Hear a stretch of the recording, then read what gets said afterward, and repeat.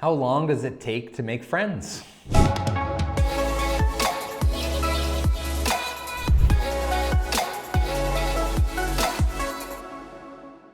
you have an answer to that question? How long does it take you to make friends? Believe it or not, somebody's researched this. Really interesting studies. So I'll include the link to the article below.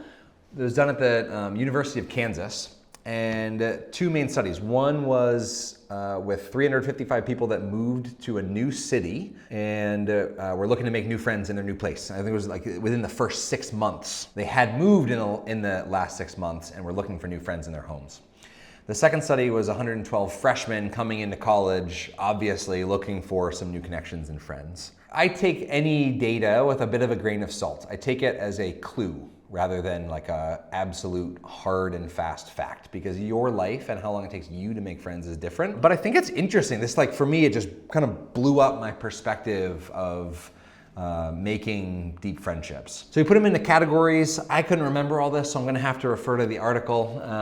Feel free to check it out. So combining the results of both studies, he estimated that it takes between 40 and 60 hours to form what he called a casual friendship. And he created a tool, which you can see on this article, to kind of rank the level of depth of a friendship or relationship. So 40 to 60 hours to form a casual friendship, which, if you think about that, if you like have people over for dinner and you're there for 2 hours, 25 more dinners? That seems like a lot of dinners.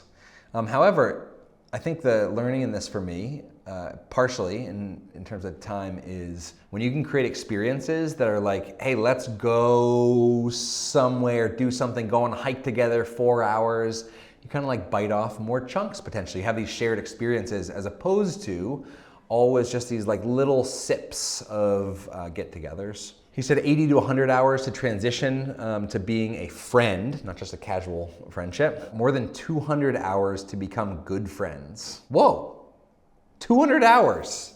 So I haven't done calculations on my own relationships, but it makes sense why the proximity effect in psychology, if you're not familiar with that, there's some really interesting studies that when it's something like 80% of college freshmen end up living with somebody on their floor senior year. So the proximity effect, this idea that we tend to get close and become friends with people who we have easy access proximity to, which is interesting considering social media, and we move away and we see people on LinkedIn or whatever other tool we're using in that given flavor of the month or moment. Sherry Turkle says all the social network that happens in our lives now slows the decay of our relationships.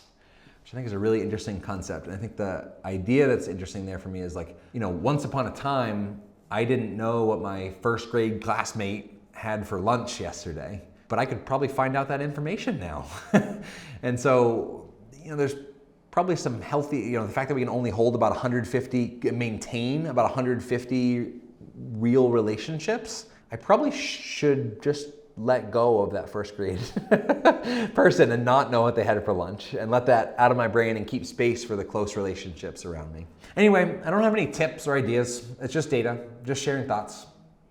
If you're getting bummed out, you're not making close friendships, do some math. How many hours have you spent with them?